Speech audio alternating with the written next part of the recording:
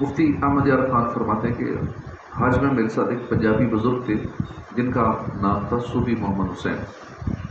وہ مجھ سے فرمانے لگے کہ ایک بار میں شاہ عبدالحق مہاجر الہ آبادی کی خدمت میں حاضر ہوا. عرض کی کہ حدیث شریف میں تو آتا ہے کہ ہمارا مدینہ بھٹی ہے، جیسے بھٹی لوہے کے میل کو نکال دیتی ہے تو مدینہ بھٹی ہے، ایسے ہی زمین مدینہ یہ نااہل کو اپنے سے نکال دیتی ہے کیونکہ مدینہ بھٹی ہے. حالانکہ مرتد بھی اور منافق بھی مدینہ پاک میں جب مرتے ہیں تو وہیں دفن ہو جاتے ہیں. پھر اس حدیث کا مطلب کیا ہے؟ مدینہ تو اپنے اندر برے کو رہنے، منافق کو یا ایسے کو رہنے دیتا، یہ پھر کیسے رہ گئے؟ وہیں دفن ہوتے ہیں، مر جاتے ہیں. اس کا مطلب کیا ہے؟ کیا صاحب نے مجھے کان پکڑوا کر نکلوا دیا. میں حیران تھا کہ مجھے کس قصور میں نکالا گیا. رات کو خواب میں دیکھا کہ مدینہ منورہ کے قبرستان میں جنت البقیع میں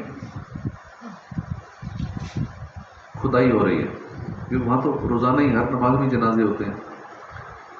کھدائی ہو رہی ہے اور اونٹوں پر باہر سے لاشیں آ رہی ہیں اور یہاں سے لاشیں باہر جا رہی ہیں. میں ان لوگوں کے پاس گیا، پوچھا یہ کیا کر رہے ہو؟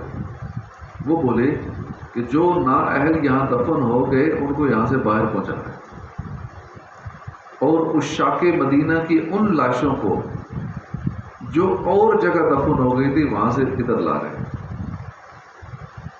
اور دوسرے دن پیر شاہ صاحب کی خدمت میں حاضر ہوا. آپ نے مجھے دیکھتے ہی فرمایا اب سمجھ آئی حدیث کا مطلب. اور کب تم نے غیروں میں بھید پوچھے تھے جس کی تم نے سزا دی گئی. اللہ کے ان پر رحمت ہو، ان کے سب کی ہماری مغفرت. عاشق ہوتا ہے دنیا میں کہیں بھی مر جائے، دل میں مدینے کی محبت ہے، جنت البقیع میں دفن ہونے کی محبت ہے، تو وہ وہاں شفٹ کر دیا جاتا ہے. اور وہاں دفن ہونے والا اس کے دل میں کہیں اور کی محبت ہو تو وہاں سے شفٹ کر دیا جاتا ہے. بقیع پاک میں عطار دفن ہو جائے برائے غوث و رضا حسب ضیاء یا رب. ایک مرتبہ شیخ علاء الدین البکری المدنی رحمۃ اللہ علیہ کے والد محترم شیخ علی حسین مدنی مدینہ طیبہ میں محفل میلاد منعقد ہوئی، جو کہ پرذوق محفل تھی اور انوار نبی خوب چمکے. محفل کے اختتام پر میر محفل نے تبرکاً جلیبی تقسیم کی اور فرمایا کہ آج رات میلاد کی جلیبی کھانے والے کو تاجدار رسالت صلی اللہ علیہ وسلم کی انشاءاللہ زیارت ہوگی. کل اللہ صبح بعد نماز فجر مسجد نبی میں ہر ایک اپنی کیفیت دیدار سنائے. جو آج اس لنگر کی جلیبی کھائے گا سب کو حضور کا دیدار ہوگا، اور صبح پھر ہر ایک نے بتانا ہے کہ اس نے خواب میں کیا دیکھا، کیسے دیکھا، پوری رضا سنانی. کل اللہ صبح حاجی غلام حسین مدنی مرحوم کا بیان ہے کہ الحمدللہ میں نے بھی وہ جلیبی کھائی تھی، مجھے حضور کا دیدار نصیب ہوا. میں نے اس حال میں حضور کی زیارت کی کہ داہنی جانب بغل میں غزالی زمان راضی دوران قبلہ سید احمد سعید کاظمی شاہ صاحب رحمۃ اللہ علیہ یہ ہیں، اور دوسرے ہاتھ میں مفتی احمد یار خان رحمۃ اللہ علیہ کا ہاتھ پکڑ رکھا ہے. اللہ کی رحمتوں کے صدقے ہماری محبت ہو. غزالی زمان علامہ سید احمد سعید کاظمی رحمۃ اللہ علیہ فرماتے ہیں کہ مدینہ منورہ کی پہلی حاضری کے موقع پہ پاؤں میں ایک کانٹا چبھ گیا. بڑی سخت تکلیف ہو رہی تھی. نکالنے لگا تو اعلیٰ حضرت مولانا شاہ امام احمد رضا خان رحمۃ اللہ کی خار مدینہ سے محبت یاد آ گئی. مدینے کے کانٹے سے محبت یاد آ گئی. میں وہیں رک گیا اور پاؤں سے کانٹا نہیں نکالا. کئی دن بعد خود بخود درد رک گیا. ان کی حرم کے خار کشیدہ ہیں کس لیے؟ آنکھوں میں آئیں، سر پہ رہیں، دل میں گھر کریں. مدینے کے کانٹے ہیں تو بڑے مقدس کانٹے ہیں، ان کی جگہ پاؤں میں نہیں ہے. بے ادبی ہے. یہ پاؤں میں چبھا ہے، یہ بے ادبی ہے. یہ تو میری آنکھوں میں چبھے، میرے دل میں چبھے، میرے سر پہ چبھے. خار صحرائے نبی پاؤں سے کیا کام تجھے، میرے دل میں اتر، دل میں ہے رستہ تیرا. مدینے کے کانٹوں سے بھی عاشقان رسول اتنی محبت کرتے ہیں۔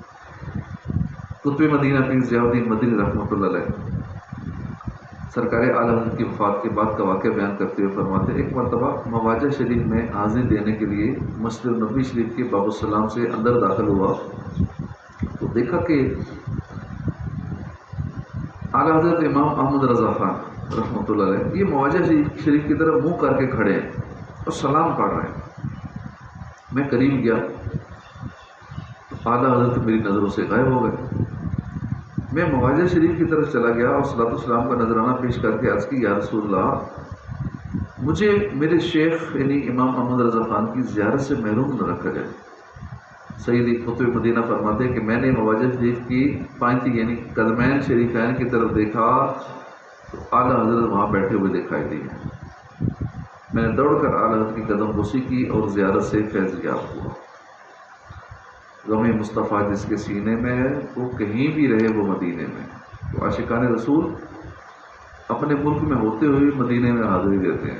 اعلیٰ حضرت ہند میں رہتے ہوئے وہاں روز حاضری کیا کرتے تھے اور کئی لوگ باقاعدہ دیکھتے بھی تھے کہ وہاں موجود ہیں روزہ رسول پہ۔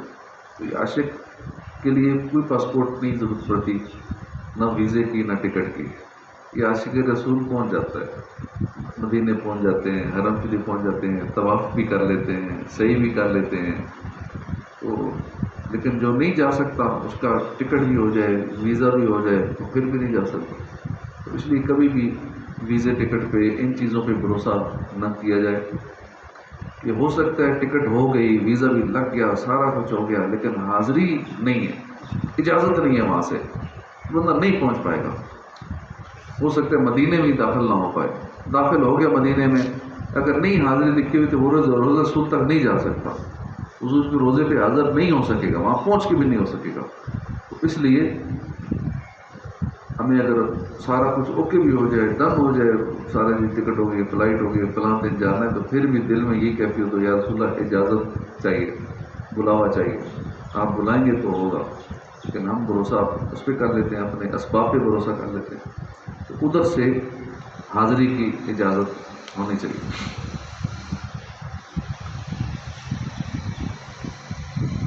اللہ پاک ہمیں بار بار مدینے کی حاضری نصیب فرمائے، آمین بجاہ نبی الامین صلی اللہ تعالی علیہ وآلہ وسلم۔